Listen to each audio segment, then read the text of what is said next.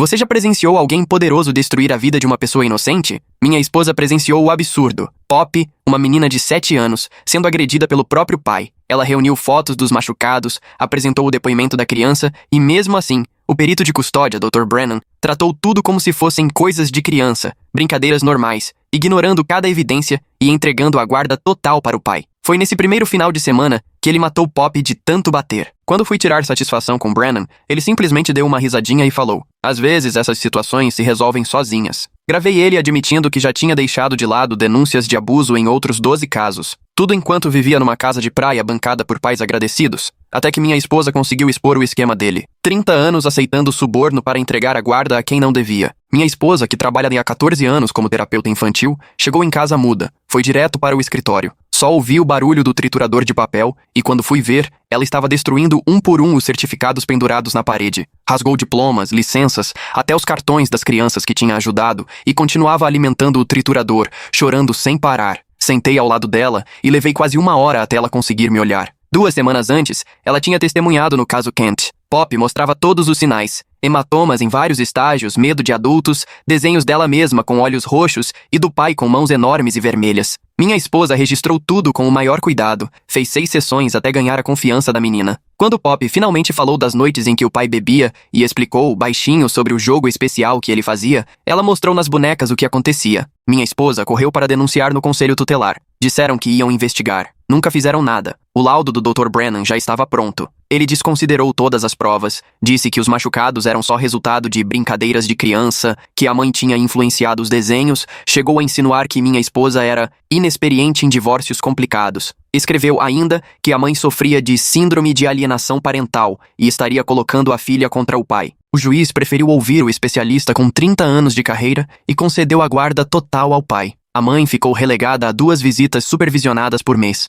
A mulher desabou no tribunal, gritou que estavam assinando a sentença de morte da filha, foi retirada pela segurança enquanto suplicava que alguém escutasse. Minha esposa tentou consolar a mãe do lado de fora. Ouviu: "Você sabe quem ele é, só você acreditou nela." E prometeu que faria de tudo para proteger Poppy, que recorreria, buscaria ajuda, não ia desistir. Implorou para Brennan reconsiderar, mostrou fotos, anotações, até um áudio da Poppy chorando porque não queria ir para a casa do pai. Ele foi frio. Alguns terapeutas veem abuso em tudo quanto é lugar. Por isso que avaliador experiente é quem consegue separar o que é real do que não é. Sorriu como se minha esposa fosse uma novata. Você vai entender quando tiver mais experiência. Ontem, às 3 da tarde, ela recebeu a notícia: Poppy Kent estava morta. O pai matou a menina logo no primeiro final de semana da guarda. O corpo foi encontrado cheio de hematomas novos e antigos, igualzinho ao que minha esposa já tinha relatado. As mesmas marcas normais, segundo Brennan. Poppy estava abraçada ao ursinho do consultório da minha esposa, o que ela ganhou para se sentir mais segura. Na reportagem, disseram que a menina ainda tentou ligar para o 190, conseguiu discar 3 números antes do pai impedir. Vizinhos ouviram os gritos, mas acharam que era só educação. Afinal, a justiça tinha decidido que ele era o melhor para a filha. Deve ser um bom pai, né? O pior foi hoje cedo, quando minha esposa foi ao fórum para tentar entender o que tinha acontecido. Ouviu 2 advogados conversando no corredor. Brennan tinha acabado de ser promovido para chefiar o novo programa estadual de avaliação de custódia. Eles riam, dizendo que ele sempre adivinha quem vai ganhar a guarda. Um comentou que a casa de praia de Brennan era luxuosa demais para o salário de servidor. O outro respondeu que Brennan tinha ajudado o cliente dele no ano passado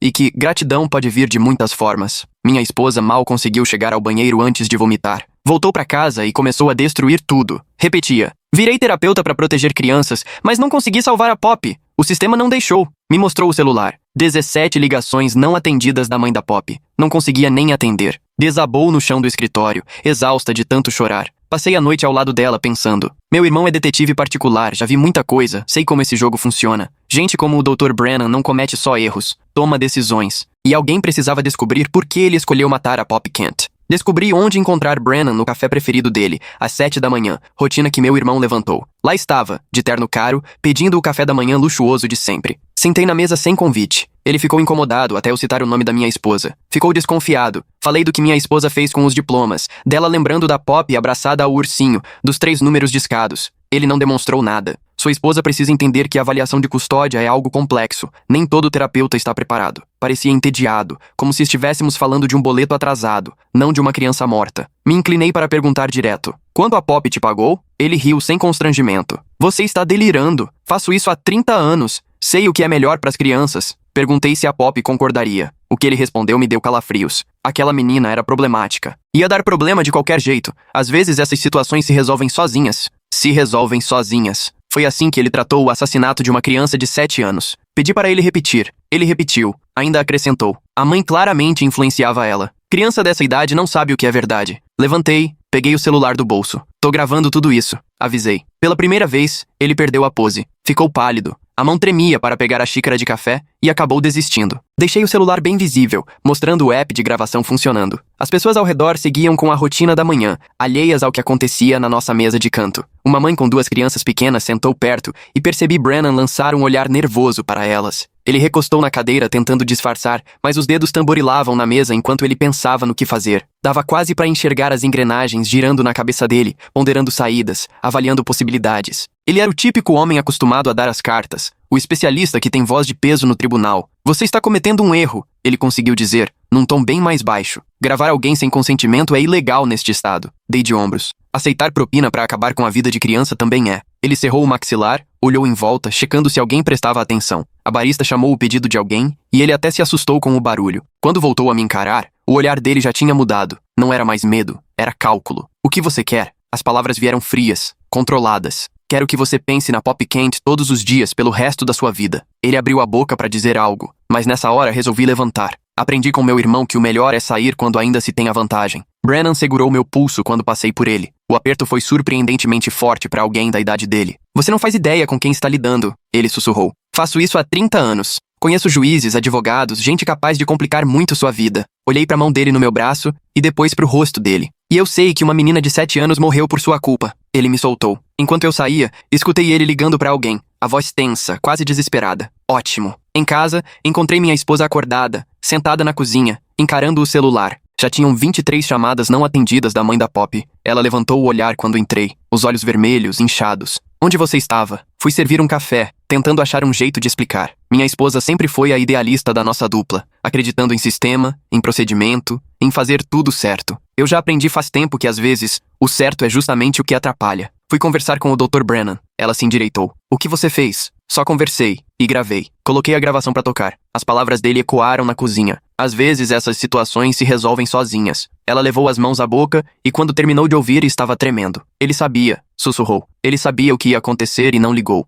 Meu celular vibrou. Mensagem do meu irmão. Seu amigo Brennan já ligou para 3 advogados só na última hora. Quer que eu continue fuçando? Mostrei a mensagem para minha esposa. Ela assentiu devagar, com um olhar mais duro, de quem já deixou para trás a ilusão de que laudo ou depoimento salvam criança. Aquela mulher que acreditava no tribunal tinha ficado no passado. Agora, ela sabia que o sistema tirou a vida da Pop Kent. O que seu irmão já descobriu? Abri o relatório que ele tinha mandado ontem à noite. Brennan foi perito em 43 casos de guarda nos últimos 5 anos. Em 38, a guarda ficou com o pai, que tinha dinheiro para pagar advogado bom. Em 12 desses, tinha denúncia de abuso registrada e ele simplesmente ignorou. Ela pegou meu celular, rolou os dados. 12 crianças, falou baixinho. 12 pops. A gente não tem certeza. Temos, sim. Ela me encarou firme. Eu reconheço os sinais. Passei a vida aprendendo e ele ignorou 12 vezes. O telefone tocou. Número desconhecido. Eu quase não atendi, mas algo me fez mudar de ideia. Você precisa apagar essa gravação. A voz do Brennan estava diferente, controlada, mas dava para sentir o desespero.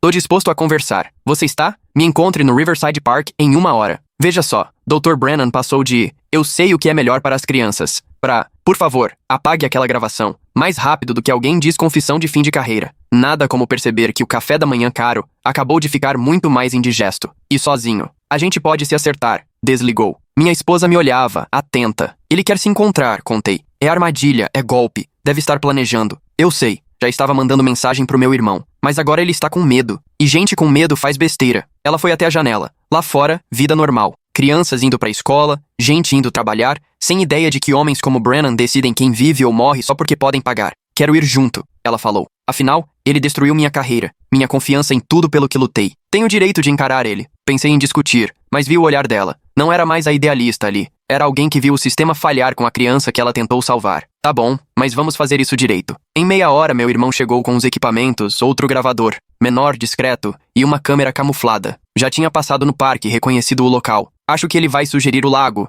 É isolado, mas não totalmente escondido. Aqui vejam as fotos, disse, espalhando tudo na mesa. Enquanto ele falava das possibilidades, observei minha esposa absorvendo tudo, focada como nunca. Só que agora o olhar dela era de quem tem um propósito. Meu celular vibrou de novo, outro número estranho. O Sr. Brennan pediu para eu ligar, disse uma mulher. Ele mudou de ideia sobre o encontro. Vai estar no escritório dele daqui a 1 hora. Desligou antes que eu respondesse. Meu irmão franziu o senho. Ele quer controlar o ambiente. Lá é o território dele. Então não vamos, minha esposa rebateu. Vamos sim, decidi. Só não do jeito que ele espera. 45 minutos depois, já estávamos no carro, parados em frente ao prédio do Brennan. Um daqueles complexos profissionais todo de vidro e aço, cheio de pose, onde se tomam decisões que mudam, ou destroem, vidas em salas bem climatizadas. Minha esposa vestia uma das roupas de tribunal, discreta, mas imponente. Checamos os equipamentos. Meu irmão ficou de olho do outro lado da rua, atento à entrada. Lembra? Falei. A gente só vai conversar. Deixa ele pensar que está no comando. Ela confirmou com a cabeça,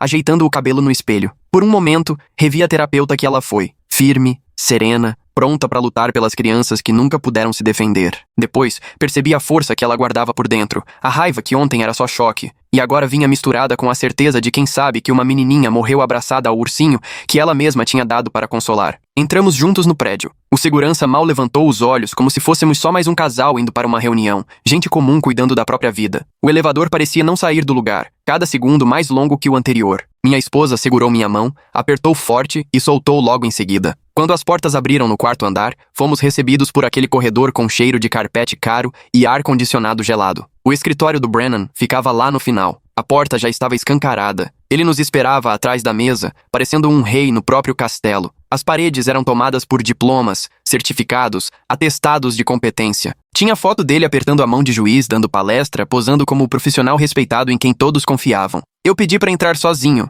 ele disse, jogando o olhar para minha esposa. Ela tem mais direito de estar aqui do que qualquer um. Respondi sem hesitar. Ele nos analisou por um instante e fez sinal para sentarmos. As cadeiras, de couro macio, mostravam que ali tudo era de primeira, feito para impressionar. Vamos ser diretos, começou Brennan. Essa gravação que você fez não vale nada, não serve de prova, nenhum promotor vai aceitar isso. Eu não tô preocupado com promotor, retruquei. Ele apertou os olhos, desconfiado. Então, o que você quer? Dinheiro? É disso que se trata? Minha esposa soltou um riso debochado. Brennan voltou-se para ela. Doutora Chen, disse, usando o título como se fosse uma arma. Eu entendo que você esteja abalada. Perder paciente nunca é simples, mas precisa entender que avaliações de guarda são complexas. Tem muita coisa que você não enxerga olhando de fora. Olhando de fora? A voz dela saiu baixa, cheia de veneno. Você tem o quê, 14 anos de experiência? Eu já vi centenas de casos nesses 30 anos de profissão. Às vezes o que parece abuso é só família complicada. Família complicada? Ela repetiu. É assim que você chama marcas de mão de adulto no corpo de criança? Criança se machuca fácil, brinca pesado. Sem o contexto,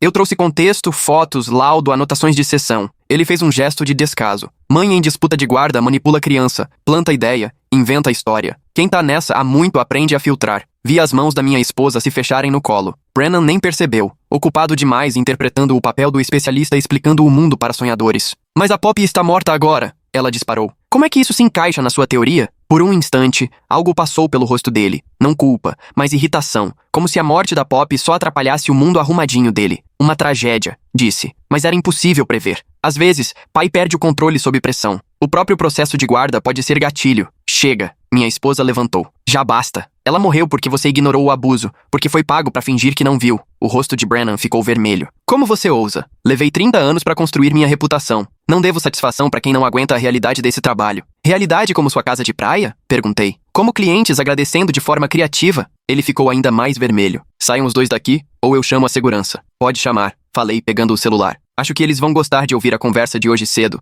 Aquela parte em que você disse que a morte da Poppy se resolveu sozinha. Ele levantou tão rápido que a cadeira bateu na parede. Por um momento pensei que fosse vir pra cima. Minha esposa se colocou entre nós. Você matou ela, disse num tom quase inaudível. Talvez não tenha tocado, mas condenou igualzinho. E nós vamos provar. Brennan riu, um som desagradável. Provar? Acreditam mesmo que são os primeiros a contestar minhas avaliações? Tenho advogados, contatos, gente que confia no meu julgamento. E vocês têm o quê? Um áudio tirado de contexto? Temos 12 casos em que você ignorou denúncias de abuso. Falei. 12 crianças em risco porque confiaram em você. O sorriso dele endureceu. Denúncias, não provas. É isso que idealista nunca entende. Qualquer um pode acusar. Meu trabalho é buscar a verdade. Seu trabalho é proteger crianças, rebateu minha esposa. Meu trabalho é recomendar com base em evidências e experiência. Não gosta do sistema? Reclame com o Congresso. Loire foi até a porta, querendo encerrar tudo, mas minha esposa não terminou. E o Timothy Morrison? Ela perguntou. Brennan parou. O que tem ele? 7 anos, braço quebrado. Você disse que foi acidente no parquinho. Foi investigado. Agora tá num abrigo. O pai quebrou o outro braço 6 meses depois que você deu a guarda pra ele. O maxilar de Brennan travou. Você não pode me culpar por... Sarah Chen, 9 anos,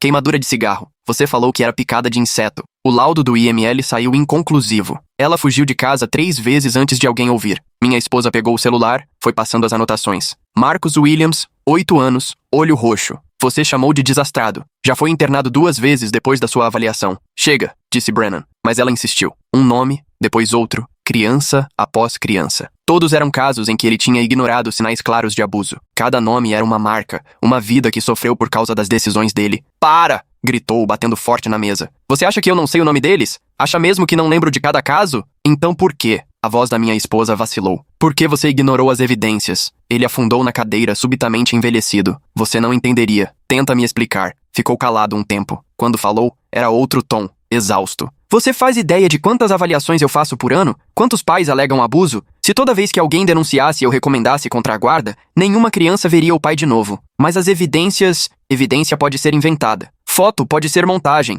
Criança pode ser treinada para dizer o que querem ouvir. Depois de 30 anos, você aprende a ler nas entrelinhas. Ler nas entrelinhas? Repeti. É assim que chama receber propina? Ele levantou a cabeça de repente. Nunca aceitei propina na vida. Então me explica a casa de praia, os clientes generosos. Sou bom no que faço, as pessoas me recomendam. Sim, dei sorte nos investimentos, mas isso não tem nada a ver com minhas avaliações. Ele sabia mentir, tinha experiência, era convincente. Mas eu tinha visto ele mais cedo, rindo da morte da Poppy. Não era questão de avaliações complicadas ou ler sinais sutis. Era um homem que vendeu a própria integridade tantas vezes que acabou esquecendo que um dia já teve. Meu celular vibrou. Mensagem do meu irmão. 2 homens acabaram de entrar no prédio, estão subindo rápido. Saiam daí. Mostrei pra minha esposa que só sentiu com a cabeça, mas continuou parada. Acho melhor a gente ir, falei. Num segundo, ela estava encarando o Brennan. Preciso que você saiba de uma coisa. A Poppy confiava em mim, me contou coisas que nunca contou pra ninguém. Me mostrou desenhos do que o pai fazia, mostrou nas bonecas. Comportamento orientado. Ela tinha 7 anos. O autocontrole da minha esposa se desfez.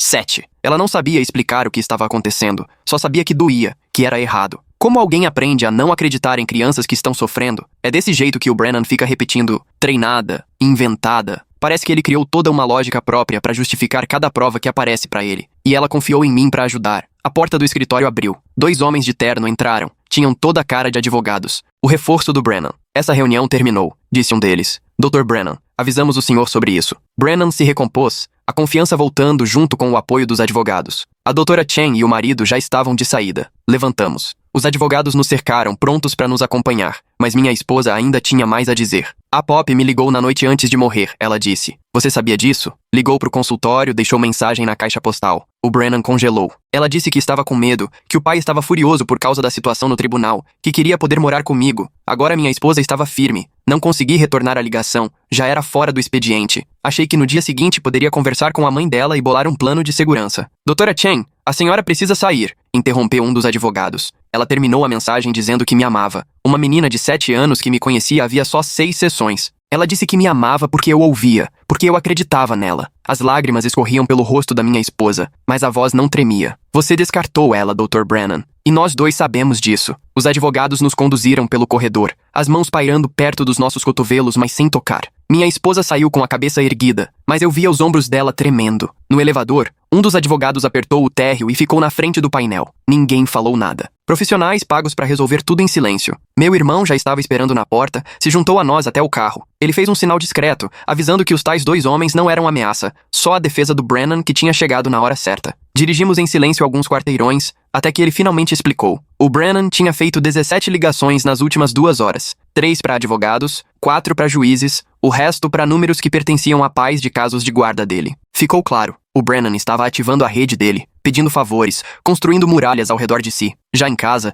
minha esposa foi direto pro escritório, começou a tirar pastas do armário, não para destruir dessa vez, mas para organizar. Espalhou papéis na mesa, montando uma linha do tempo de todas as interações com Brennan, cada caso em que se cruzaram, cada alerta que ela deu e que foi ignorado por ele. Fiquei observando ela trabalhar, com a mesma precisão de quem documenta abuso. Ela estava montando alguma coisa, mas eu ainda não sabia o que. Meu irmão sentou na cozinha, abriu o notebook e foi fundo nos registros financeiros do Brennan. A tal casa de praia tinha sido comprada 5 anos atrás, paga à vista. O vendedor era uma empresa de fachada registrada em Delaware. Meu celular tocou de novo, número desconhecido. Dessa vez coloquei no viva voz. A voz do Brennan encheu a cozinha, mas agora sem arrogância. Ele parecia cansado, talvez até assustado. Queria marcar um encontro só comigo, sem advogados. Tinha uma proposta, algo que seria bom para todo mundo. Sugeriu um restaurante no centro, lugar público, neutro. Minha esposa levantou os olhos dos papéis e assentiu. Queria que eu fosse. Meu irmão começou a protestar, mas ela cortou com um gesto. Explicou que Brennan estava abalado. A gravação tinha mexido mais com ele do que aparentou no escritório. Agora, ele tentava retomar o controle, mas gente desesperada costuma dar bandeira. Concordei em encontrar com ele daria 2 horas. Assim que desliguei, meu irmão já foi pesquisar o restaurante, conferiu saídas, câmeras, possíveis problemas para gravar. Minha esposa voltou aos arquivos, agora copiando páginas específicas, montando um segundo conjunto. Entregou para o meu irmão, pediu para guardar com segurança. O restaurante escolhido pelo Brennan era daqueles caros, onde acordos acontecem entre bifes de R$ 100. Cheguei primeiro e escolhi uma mesa de onde dava para ver a entrada. Brennan entrou pontual, mas parecia diferente. O terno era o mesmo, mas a postura tinha mudado. Sentou pesado, como quem carrega um fardo invisível. Começou tentando apelar para o meu lado prático. A gravação era ruim para ele, mas não valia nada na justiça. O que eu faria com ela? Jogar na internet? Acionar a imprensa? Ele tinha advogados especialistas em difamação, crimes virtuais, poderia dificultar muito para mim. Mas aí o tom mudou. Ele se inclinou, baixou a voz. Começou a falar da rotina dos casos de guarda, de como a maioria das denúncias era falsa, resultado de divórcios difíceis e alienação parental. Disse que salvou centenas de crianças usadas como arma por pais vingativos. Às vezes tinha que tomar decisões duras, mas fazia parte do trabalho. Pegou o celular, me mostrou fotos, crianças em formaturas, casamentos, festas de família. Eram filhos de casos em que ele tomou decisões polêmicas sobre guarda. Cresceram felizes, bem-sucedidos, amados. Mantinha contato com muitos deles. Eles eram gratos por ele ter enxergado além das mentiras e dado a chance de uma vida normal. Eu ouvi tudo em silêncio, deixando que ele desabafasse. Era claro que ele tentava se convencer de que tomou as decisões certas, não a mim. Quanto mais falava, mais a história dele mostrava falhas. Ele começou a citar casos, mencionou nomes, datas e situações que claramente deveria ter mantido em segredo. No fim, fez uma proposta. Se aposentaria, deixaria o cargo, indicaria outra pessoa para a promoção. Segundo ele, já vinha pensando nisso há um tempo. Afinal, 30 anos já bastavam. Poderia então curtir a casa de praia, viajar, aproveitar os anos que lhe restavam. Só me pediu que eu apagasse a gravação e convencesse minha esposa a deixar tudo para trás. Eu quis saber dos 12 casos que minha esposa tinha identificado, das crianças que sofreram depois que ele ignorou denúncias de abuso. O rosto dele ficou fechado. Eram situações complicadas, insistiu. Eu não tinha todos os fatos. Algumas daquelas crianças já apresentavam problemas antes das disputas de guarda. Outras tinham pais que inventaram provas depois de perderem a guarda. O sistema não era perfeito, mas era melhor que a alternativa, segundo ele. Então, enfiou a mão no paletó e tirou um envelope. Dentro, havia fotos minhas e da minha esposa, entrando em casa, fazendo compras, tomando café, todas tiradas nas últimas 24 horas. Ele garantiu que não era ameaça, só queria que eu entendesse que privacidade era ilusão. Se eu tentasse usar aquela gravação para prejudicá-lo, ele também saberia se defender. Levantei para sair. Ele segurou meu pulso de novo, igual tinha feito de manhã, mas dessa vez o toque era de desespero, não de ameaça. Pediu que eu pensasse na minha esposa, que já estava abalada pelo que aconteceu com a Pop. Você realmente quer arrastar ela para uma batalha longa, com advogados, depoimentos, ataques à reputação? Disse que já tinha visto pessoas mais fortes que ela serem destruídas assim. Soltei meu braço e fui embora, deixando-o sozinho na mesa. Do lado de fora, liguei imediatamente para o meu irmão, que me orientou a verificar se havia rastreador no carro antes de voltar para casa. Ele acertou. Achei uma caixinha magnética presa embaixo do carro. Deixei ali mesmo, mas fui para um estacionamento no centro e de lá peguei um táxi até em casa. Minha esposa estava me esperando na sala, junto com meu irmão. Eles tinham avançado nas investigações. Meu irmão achou ligações entre a compra da casa de praia do Brennan e casos de guarda gratuitos do mesmo ano. Em cada um, o responsável favorecido vendeu um imóvel logo após a decisão judicial. Os valores batiam com o necessário para a entrada da casa do Brennan. Mas o mais interessante foi o que minha esposa encontrou nos próprios arquivos. 5 anos atrás, ela escreveu uma carta para o Conselho Estadual de Avaliação de Guarda, levantando dúvidas sobre os métodos do Brennan, mas nunca enviou. Na época, ainda acreditava no sistema, queria resolver pelas vias oficiais. Agora, recuperou a carta da pasta de rascunhos e atualizou com informações atuais. Passamos as 3 horas seguintes traçando uma estratégia, não jurídica, mas algo mais pessoal. Brennan construiu a carreira na reputação e nos relacionamentos, e era aí que podíamos atingi-lo. Meu irmão continuaria investigando as conexões financeiras, minha esposa procuraria outros terapeutas que trabalharam com ele, e eu ficaria encarregado do confronto direto. Naquela noite não consegui dormir, fiquei pensando nas fotos que ele me mostrou, as crianças felizes na formatura. Será que eram mesmo histórias reais ou só mais uma encenação? Quantas POPs existiam por trás desses supostos sucessos? Quantas crianças sofreram enquanto Brennan era premiado e elogiado? Minha esposa me encontrou na cozinha às 3 da manhã. Ela também não dormia. Contou que sonhava com Pop, viva, brincando com a casa de bonecas no consultório. Mas, quando ia se aproximar, a menina se desfazia como fumaça. Tinha tido esse sonho todas as noites desde o funeral. Me mostrou uma carta que estava escrevendo para a mãe da Pop. Não era pedido de desculpas nem explicação, mas uma promessa. Garantir que a morte de Pop serviria para proteger outras crianças. Pediu minha ajuda para cumprir essa promessa. No dia seguinte, vieram mais complicações. Meu irmão ligou cedo trazendo notícias ruins. Brennan tinha registrado boletim de ocorrência por assédio e ameaça, alegando que eu o confrontei tanto no escritório quanto no restaurante, fazendo ameaças à sua segurança. Apresentou imagens de segurança dos nossos encontros, sem áudio, para criar um registro caso a situação fugisse do controle. E minha esposa descobriu coisa pior. Os advogados dele agiram mais rápido que parente em inventário. Brennan tinha plano de contingência para tudo, o que seria até admirável não fosse tão antiético. 3 terapeutas que minha esposa pretendia contactar receberam ligações ameaçadoras dos advogados dele, alertando sobre possíveis processos por difamação se participassem de qualquer campanha contra o Dr. Brennan. 2 desistiram na hora, assustados, e o terceiro ficou em dúvida. Brennan me ligou de novo naquela tarde, já com o tom mais confiante, claramente se sentindo protegido pelo aparato jurídico. Ofereceu retirar a queixa se eu aceitasse os termos, deletar a gravação, encerrar a investigação e seguir com a vida. Me deu 48 horas para decidir. Minha esposa ouviu a conversa, mas em vez de se intimidar, ficou ainda mais determinada. Reconheceu o padrão. Era do tipo de agressor que alterna ameaças e promessas, gerando medo e depois alívio. Brennan estava mostrando quem realmente era, o mesmo controlador que protegia pais abusivos nos processos. Ela sugeriu outro caminho. Em vez de bater de frente com ele, atacar o sistema que o mantinha ali, mostrando como a avaliação de guarda dava poder demais para uma única pessoa decidir o destino das crianças, como a falta de fiscalização permitia que provas fossem ignoradas sem consequência, e os incentivos financeiros corrompiam o processo. Meu irmão concordou, mas avisou da dificuldade. Lutar contra o sistema é bem mais complicado que contra um indivíduo, por causa da burocracia, da proteção interna. Mesmo assim, minha esposa teve uma ideia. Ainda tinha contatos na universidade, professores que estudavam proteção à infância, pesquisadores que mapeavam dados sobre decisões de guarda. O olhar acadêmico talvez conseguisse o que os caminhos jurídicos não tinham dado conta. Passamos o resto do dia ajustando nossa estratégia.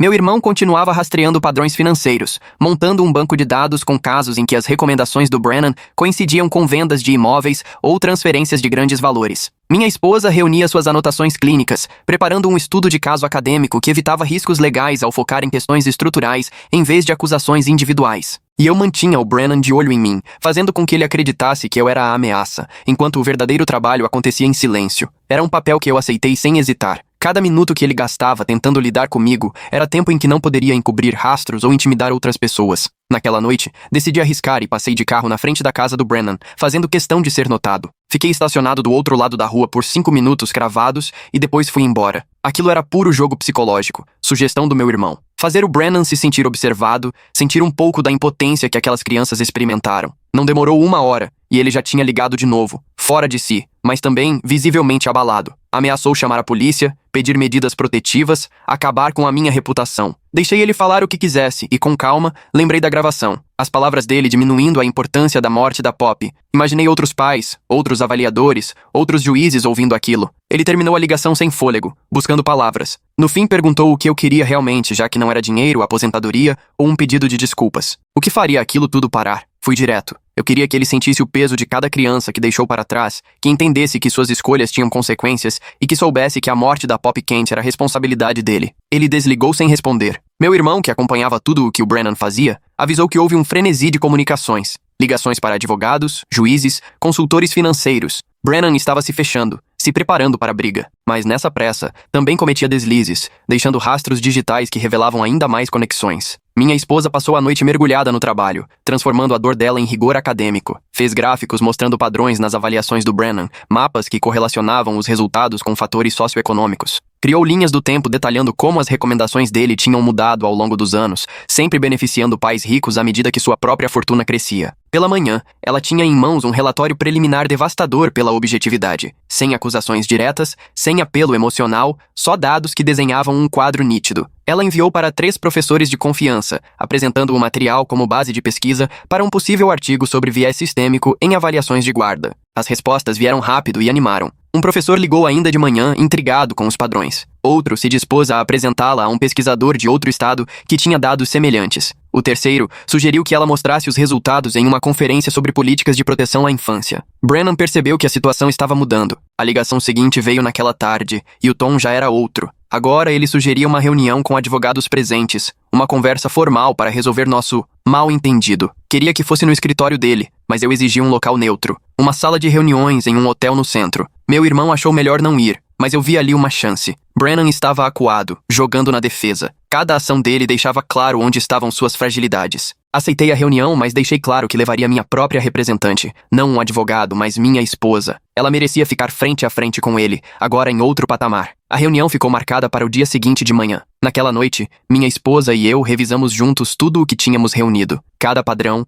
cada ligação descoberta pelo meu irmão. Não íamos ceder nem negociar. O objetivo era deixar claro para o Brennan que o império dele era frágil. Antes de sairmos, meu irmão trouxe a última informação. Tinha encontrado um elo entre Brennan e um juiz que costumava indicá-lo para casos de guarda de alto perfil. O filho desse juiz ganhou uma bolsa numa escola particular renomada no mesmo ano em que Brennan entrou para o conselho da instituição. Não era prova definitiva, mas dava o que pensar. Quando entrei na sala de reuniões, senti o peso do que carregávamos. Não só a nossa dor pela Poppy, mas o sofrimento invisível de outras 12 crianças que não tiveram voz. Minha esposa segurava a pasta cheia de dados como se fosse um escudo, o rosto sério, postura profissional. Brennan já estava lá com 2 advogados. Parecia mais envelhecido, o estresse marcado nas rugas ao redor dos olhos. Quando viu minha esposa, algo mudou em sua expressão. Talvez arrependimento, medo ou só irritação por o problema ter crescido. Os advogados começaram o discurso de sempre, falando em difamação, assédio, quebra de privacidade, apresentando uma notificação exigindo que parássemos tudo contra o Dr. Brennan. Ofereceram até dinheiro, desde que assinássemos um termo de confidencialidade. O valor era alto, maior que meu salário do ano inteiro. Minha esposa, então, tomou a palavra pela primeira vez. Colocou a pasta sobre a mesa e começou a tirar os papéis. Gráficos, tabelas, dados. Explicou tudo com a mesma firmeza e calma que usava nos tribunais. Os padrões estavam ali, inegáveis, e as implicações eram evidentes. Os advogados do Brennan tentaram interromper, mas ela prosseguiu sem se abalar.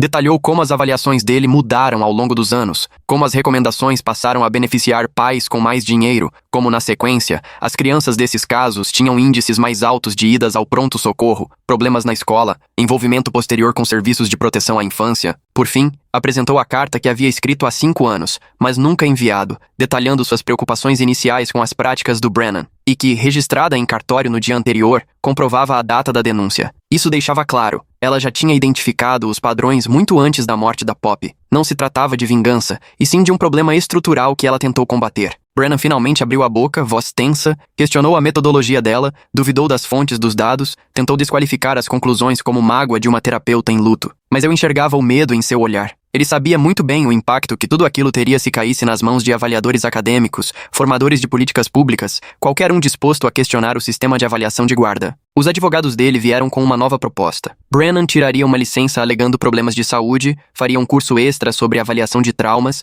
e, em troca, a gente manteria a pesquisa restrita ao meio acadêmico, sem nenhum tipo de divulgação pública ou para a imprensa. Eles estavam claramente tentando abafar o caso. Olhei para minha esposa e reconheci ali aquela mesma força que guiou nossa luta pelas crianças durante 14 anos. Ela se virou para o Brennan e, sem rodeios, perguntou se ele admitia que sua avaliação da Poppy Kent tinha sido falha e se assumiria a responsabilidade por não perceber os sinais de abuso. O silêncio tomou conta da sala. O advogado do Brennan começou a se manifestar, mas ele o cortou com um gesto. Ficou encarando minha esposa por um tempo, depois balançou a cabeça. Disse que sua avaliação tinha sido completa e profissional, que o desfecho foi trágico, mas não poderia ser previsto, e não aceitaria culpa pelos crimes do pai da menina. Minha esposa assentiu, como se já esperasse exatamente essa resposta. Recolheu os documentos com todo cuidado, guardou-os na pasta, levantou-se pronta para ir embora. Antes de sair, deixou apenas uma foto sobre a mesa. Poppy Kent, sorrindo no consultório da minha esposa e abraçando o ursinho que acabaram encontrando com ela quando morreu. Brennan desviou o olhar imediatamente. Os advogados se apressaram para cobrir a foto com outros papéis, mas o impacto já estava feito. Saímos dali deixando eles reunidos, arquitetando estratégias contra um inimigo que não sabiam como enfrentar. Eles estavam preparados para brigas judiciais, não para questões de consciência. Lá fora, minha esposa desabou. A armadura profissional caiu e ela chorou no meu ombro. Ela ainda tinha uma pontinha de esperança de que, ao encarar Brennan, teria algum tipo de encerramento. Enquanto isso, os advogados dele disparavam ameaças jurídicas, como se estivesse jogando confete em casamento que ninguém queria comparecer. Só que minha esposa transformou a sala chique deles numa espécie de TED Talk particular, cheia de gráficos e tabelas, que no fundo diziam em bom português: "Vocês erraram feio." Em vez de reconhecer a responsabilidade, a postura dele só reabriu a ferida. Poppy continuava morta e o homem que permitiu que isso acontecesse seguia achando que não tinha culpa nenhuma. Meu irmão apareceu em casa com novidades. A pesquisa preliminar da minha esposa estava repercutindo forte na comunidade acadêmica. 2 outros pesquisadores tinham entrado em contato, relatando preocupações parecidas sobre avaliadores de guarda em suas regiões. Um editor de revista já demonstrou interesse em publicar uma edição especial sobre viés sistêmico em decisões de custódia. Só que também chegaram notícias preocupantes. Os advogados do Brennan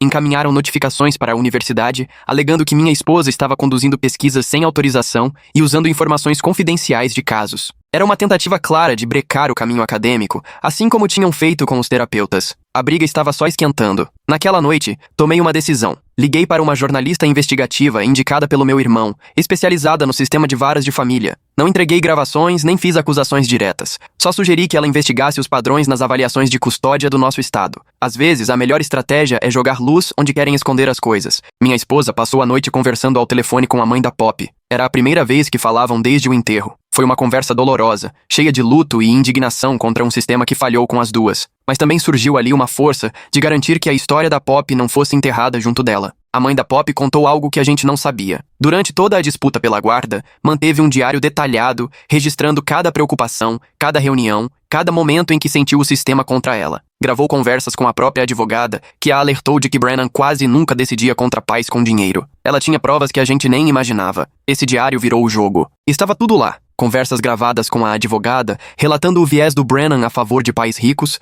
ligações em que ele ignorava as preocupações dela antes mesmo de analisar as evidências. O mais grave, uma gravação em que Brennan dizia à advogada que mães que denunciavam abuso eram histéricas e manipuladoras por natureza. Meu irmão passou a noite digitalizando tudo. De manhã, a gente já tinha uma linha do tempo clara mostrando o padrão do Brennan de desacreditar mães antes mesmo de avaliar os casos. As provas eram contundentes, mas o problema continuava. Os caminhos legais estavam fechados e a exposição na mídia traria processos que não podíamos bancar. Foi então que minha esposa teve uma ideia que mudou tudo. Ela lembrou que Brennan participava de vários conselhos profissionais, inclusive do Comitê Consultivo Estadual de Proteção à Infância, cargos que dependem do apoio dos colegas e de avaliações regulares. Se não dava para chegar até ele por tribunais ou pela imprensa, talvez conseguíssemos pelos próprios pares. Passamos 3 dias preparando dossiês para os principais membros desses conselhos, apresentando só dados, sem acusações. A pesquisa da minha esposa era apresentada como achados acadêmicos, os padrões financeiros descobertos pelo meu irmão organizados como anomalias estatísticas, trechos do diário da mãe de Poppy mostrando práticas preocupantes nas avaliações. Cada pacote foi cuidadosamente pensado para levantar dúvidas sem apontar o dedo diretamente. Brennan logo percebeu que algo estava acontecendo. Começou a ligar várias vezes, alternando entre ameaças e tentativas de acordo. Num momento dizia que ia destruir nossa reputação. No outro, oferecia acordos cada vez maiores. Sua voz ficava mais tensa a cada ligação, a pose de profissional imbatível começando a rachar. No 4º dia, tudo mudou. Uma integrante do Comitê de Proteção à Infância ligou para minha esposa. A doutora Victoria Lawson disse que analisou o material e ficou profundamente preocupada. Queria conversar pessoalmente sobre as implicações. Minha esposa topou e eu fiz questão de ir junto. O escritório da doutora Lawson era simples, longe do luxo do Brennan. Ela ouviu com atenção enquanto minha esposa apresentava os dados, fazendo perguntas precisas de vez em quando. Quando minha esposa terminou, a doutora Lawson ficou um tempo em silêncio. Depois confessou que já nutria suspeitas sobre Brennan há anos. Outros membros do conselho também tinham notado certos padrões, mas faltavam provas. Ela explicou que o conselho já se preparava para a avaliação anual do Brennan, e agora, com esse material, poderiam investigar com muito mais profundidade as práticas dele. Aquilo não era exatamente uma investigação criminal, mas poderia acabar em sérias consequências profissionais. Perder cargos, ser alvo de críticas dos colegas, ver arruinada uma reputação construída ao longo de 30 anos.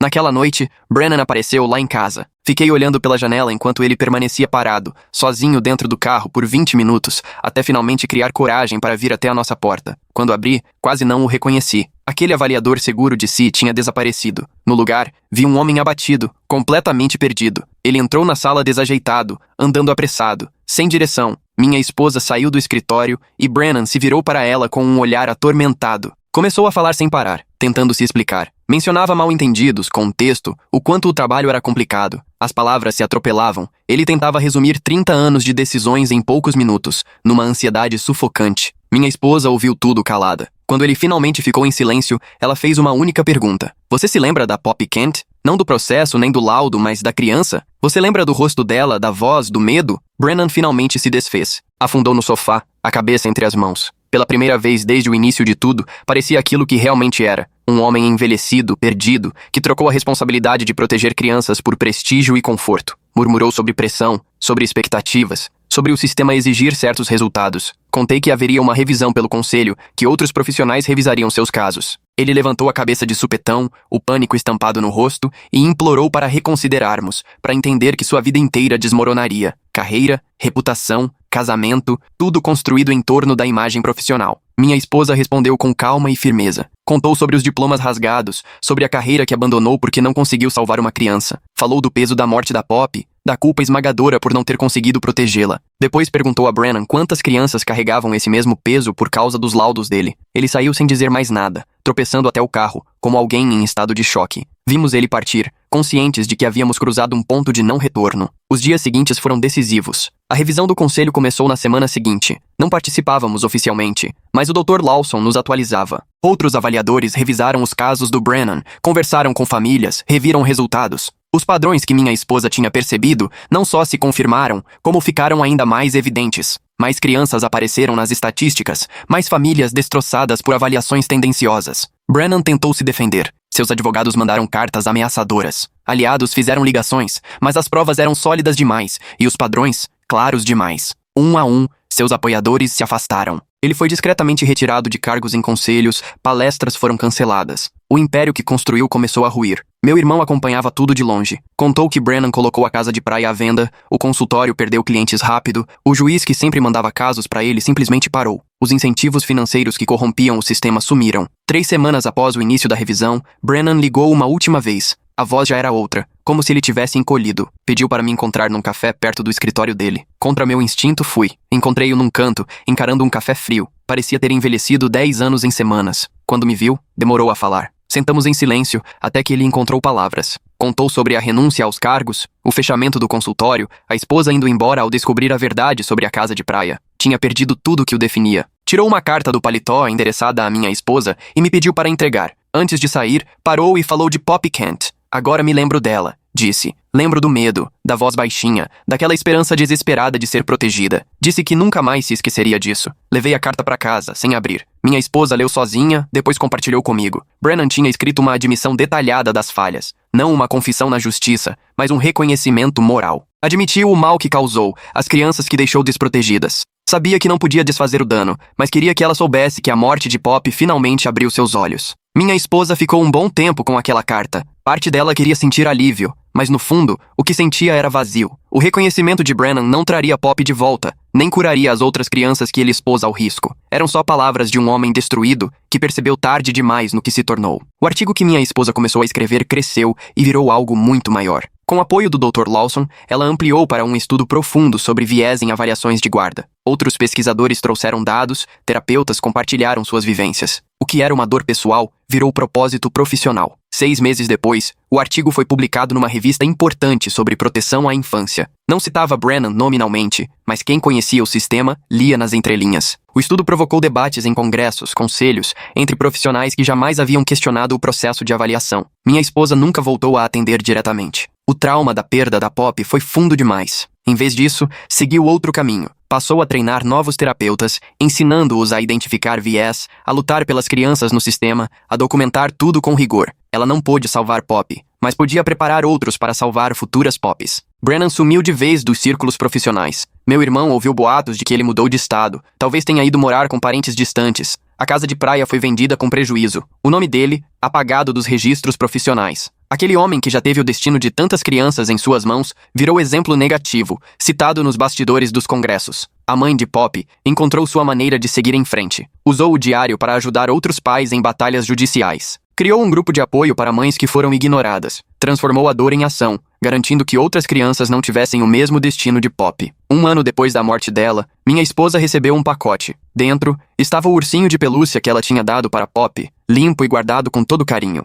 A mãe de Poppy mandou um bilhete dizendo que queria que minha esposa ficasse com ele, não como lembrança de um fracasso, mas como símbolo de alguém que acreditou em uma criança quando ninguém mais acreditava. Minha esposa colocou o ursinho na estante do novo escritório da universidade e de vez em quando algum aluno perguntava sobre ele. Nessas horas, ela contava a história de uma menina corajosa que confiou nela para contar a verdade. Explicava como os sistemas podem falhar com as crianças, como o viés pode cegar profissionais e como as escolhas de uma pessoa podem acabar destruindo vidas. O sistema de avaliação de guarda não mudou do dia para a noite. Brennan era só um avaliador em um estado, mas o que aconteceu ali teve impacto. Outros pesquisadores começaram a investigar padrões, outros conselhos passaram a observar seus avaliadores com mais cuidado e os pais ficaram mais atentos ao possível viés. Foram mudanças pequenas, avanços aos poucos, nada que desse manchete. Meu irmão acabou seguindo para outros casos, mas de vez em quando aparecia, mandava notícias sobre reformas na área de guarda, novas regras de fiscalização, avaliadores sendo chamados à responsabilidade. Era um progresso devagar, muitas vezes frustrante, mas era um passo adiante. Eu e minha esposa fomos encontrando nosso jeito de viver nessa nova realidade. O trauma da morte de Pop nos marcou, mas seguimos juntos. Aprendemos a lidar com a dor sem deixar que ela tomasse conta da gente. Passamos a dar valor às pequenas conquistas. Cada criança protegida, cada avaliação injusta contestada. Às vezes eu pensava no Brennan.